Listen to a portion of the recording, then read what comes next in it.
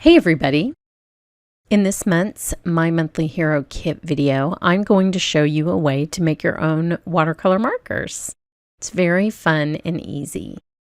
So this month's kit is birthday themed, but it is also full of cats and dogs and is so cute. And of course, I'm going to be working with the cats.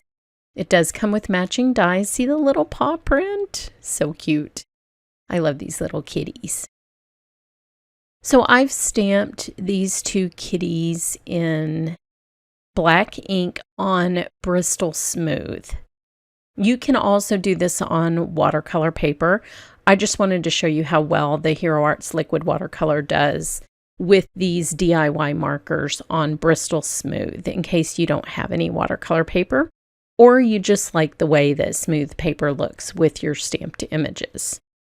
So I filled one of these paint markers with Dandelion liquid watercolor, and you can color directly onto the Bristol Smooth and then use a water brush to blend that out to a paler sort of highlight side of the balloon. I'm attempting to show light on the right side of these balloons.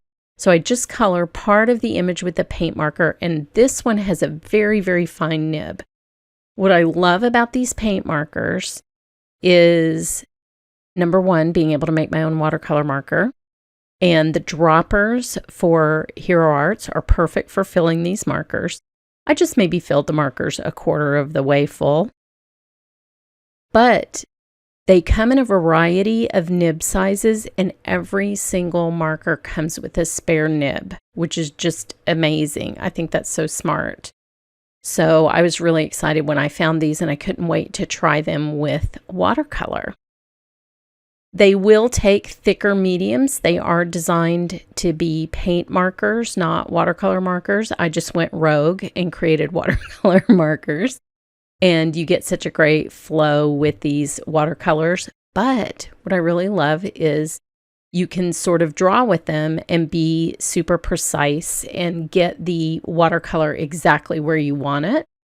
And if you're used to coloring with markers versus coloring with a paintbrush, then you might find this a more comfortable way to watercolor. And the watercolor in the marker, you're just using what you want for that session. So you're not filling a palette and maybe not using all of it.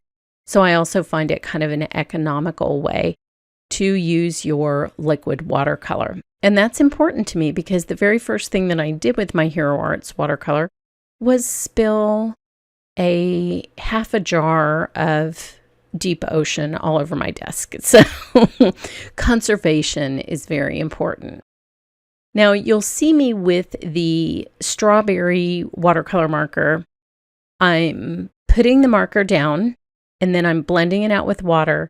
And then if that area is still wet, you can go back and just touch the marker to that area and let the new ink blend out onto the wet paper, just like you would with any watercolor. So that's another way to use them.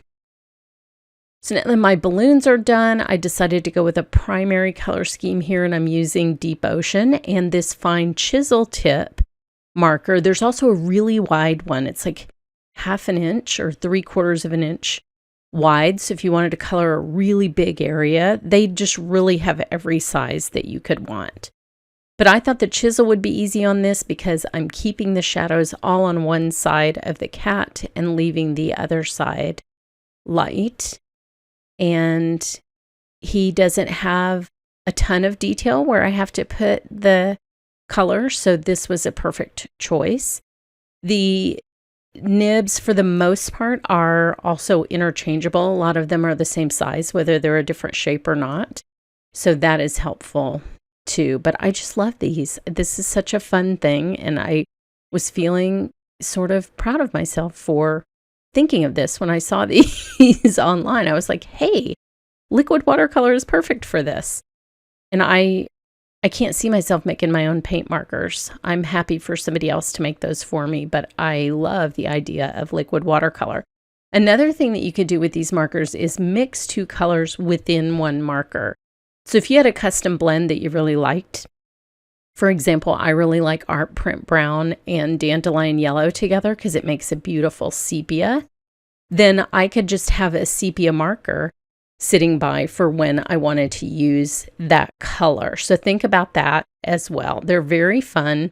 To get them started, you just prime them like you do a paint marker, and they are ready to go. And you can customize all of your watercolor markers however you'd like. Now you can also do tip to tip. Just pick your water brush up and touch it to the tip of the watercolor marker just to get a little bit more intense color like I'm doing on the cat here. And you can also, these glaze really beautifully, so you could also just wait for this whole image to dry and then add a little bit more color or a different color to get a blend, whatever you would like to do. Oh, that kitty is so cute. So cute. So there's my little primary color birthday card with a fun new happy birthday die. This scenic die is a blast, and I watercolored that as well.